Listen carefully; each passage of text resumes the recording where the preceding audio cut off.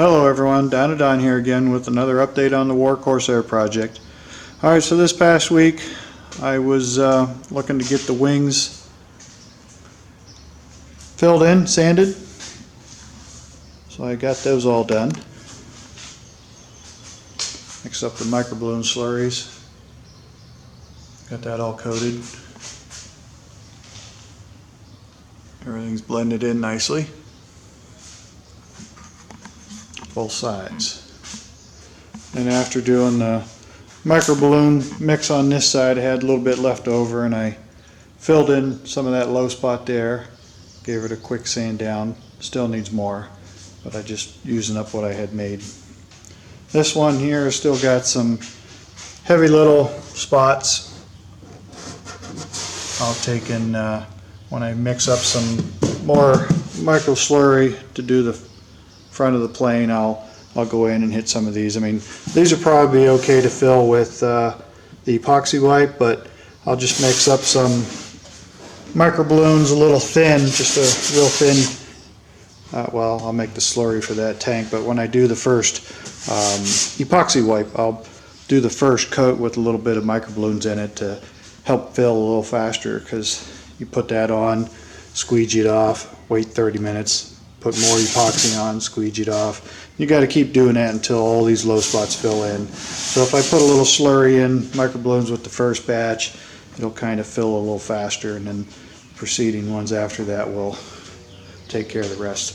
So, and I did manage to take the tail apart and took this bracket out and zinc plated it and put the olive drab coating on it. Got the new bolts in, got an aircraft bolt in there, 4 little ones in there. So the tail is essentially done, other than adjusting these turnbuckles once I get power back to the plane. The tail section's the same as it was. It's all ready for the epoxy wipe. So as soon as I finish up here around the gas tank, the whole plane will be ready for the epoxy wipe. And then I'll attach the outer wing panels and knock those out. I can give you a shot of the back end here. Again, there's probably at least a ½ an inch of this will be cut off, and then I'll still have to get underneath, get under here and sand this stuff all out, blend it in. So that's where that's at. And then also, when I ordered the bolts for the tail wheel, I went ahead and ordered a cable for the throttle.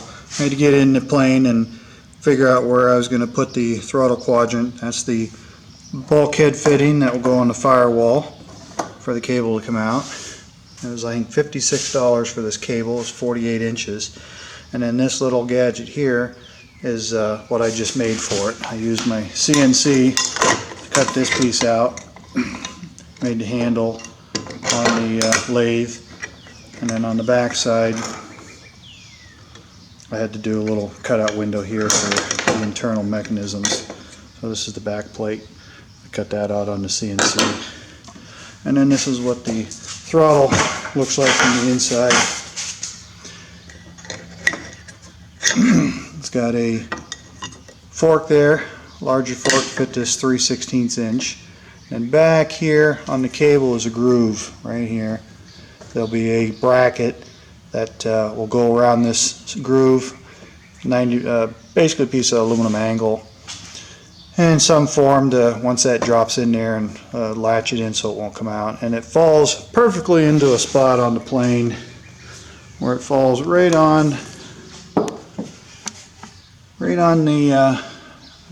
back here. Falls right on that wood. So it'll be a perfect match for attaching it to the outer housing. And then on the airplane, I'll have to find a spot on the engine, that is, not the airplane, to hook up the throttle linkage.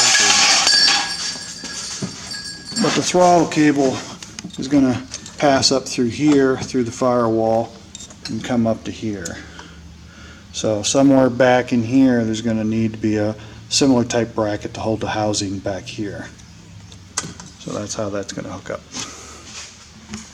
So that's what I got done this weekend. I got this parts in, came in on Thursday, and I started machining this out. But that's, it was machined on my CNC. So, and then when it's set up, that linkage comes out, so the hole had to be big enough for that to clear. And I'm going to go ahead and give these good cleaning. The arm, I'm going to leave this just basically polished aluminum. But these three pieces, this front cover, this arm, and this, I'll probably powder coat black, so it'll match everything else inside. So that's going to be it for my update this week. I mean, it took me most of the day to get that all sanded out and blended in. These fared in really nice. They're going to look good. Just got some little low spots, but you can see all them little pinholes, all that little stuff. That's from the epoxy microblooms being really thick. It tends to get more air holes. And when I thin it out, don't use as much, then it starts doing a little better job. But the epoxy wipe, it's like I say, a lot of these I'll hit it with a light coat of filler before I get ready for the epoxy wipe, because I still have that low spot, little low spots in here. I want to fill out a little more, and on the other side. And then as soon as I'm done with that, we'll go ahead and epoxy this thing up and get her ready for primer. The back trailing edges, of course, will need trimmed. Before I put the wing panels on, I got to come in here and massage some of this, taper this all up, give this a coating of epoxy to seal it all in good, that raw foam. So, alright, so that's going to do it for this week.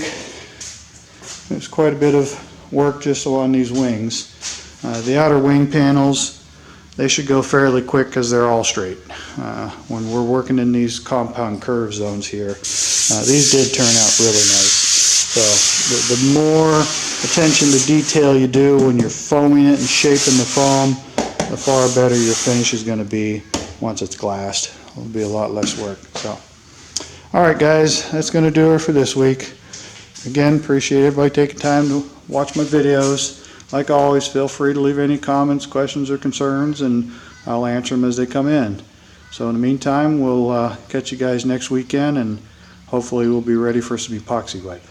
Alright guys, this is Dino Don out. See you next week.